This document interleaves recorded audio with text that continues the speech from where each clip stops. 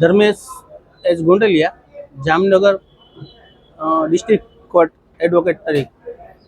આજરોજ જામનગરમાં special court દ્વારા એક પંચકોશી એનો જે બનાવ હતો એ બનાવનું આજે જજમેન્ટ આપેલ છે. એ બનાવ પંચકોશી એમાં નોંધાયેલો હતો. એમાં એક ગ્રામ્ય વિસ્તારની સગીરભાઈની દીકરી ઉપર આશરે 9 જેટલા શખ્સોએ વારાફરતી રીતે તેઓને ગેરકાયદેસર રીતે શરીર સંબંધો બાંધી અને તેઓને ગર્ભધારણ થયેલ હતી અને તેઓ બાળકોનો જન્મ આપેલો હતો.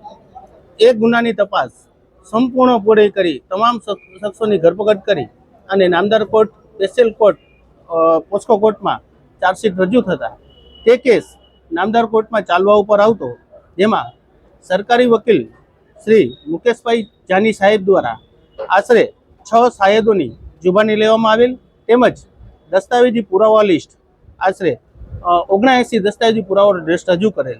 જેમાં અગત્યની જે સોગંદ ઉપર જુબાની જે ભોગ બનનાર દીકરીની જે પોલીસ સાથેનું જે નિવેદન હતું, તેમજ નામદાર જજ સાહેબનું જે CRPC 164નું નિવેદન, તેમજ મેડિકલ હસ્તક જે હિસ્ટ્રી આપેલી હતી એ હિસ્ટ્રી અને તેઓની સરતપાસ તે સંપૂર્ણપણે એ ગુના માટે શખ્સો સાબિત થયા છે. ત્યારબાદ જે ડૉક્ટર સાહેબની જુબાની, તપાસ કરનાર અમલદારની જુબાની, સરકારી પંચોની જુબાની અને તમામ ફરિયાદીની જે જુબાની જે તેઓની માતા હતી, તમામની જુબાનીને ફરિયાદને સમર્થન મળી. તે સમર્થનમાં રૂપી આજ રોજ એમાંથી 9 આરોપી પૈકીમાંથી 4 આરોપીને, જેવાનું નામ છે હરપાલસિંહ અજીતસિંહ જાડેજા, કમલેશ ઉર્ફે કવા પટેલ, બાબા ઉર્ફે ભીખુભા જાડેજા, મહેન્દ્રસિંહ રાજેન્દ્રસિંહ જાડેજા, આ ચારેય આરોપીઓને પોસ્કોની કલમ 4 હેઠળ 10 વર્ષની સજા અને 10,000નો દંડ અને પોસ્કો 6 હેઠળ 20 વર્ષની સજા અને 5,000નો દંડ આપ્યો છે.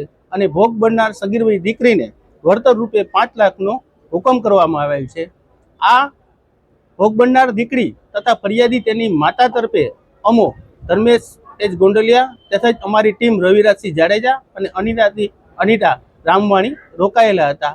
અને સરકાર તરફે શ્રી મુકેશભાઈ જાની રોકાઈ અને અમે બધાએ સાથે ભોગ બનનારને વળતર મળે અને ભોગ બનનારને ન્યાય મળે તે હેતુ પર મહેનત કરી અને સફળતા મેળવેલ છે.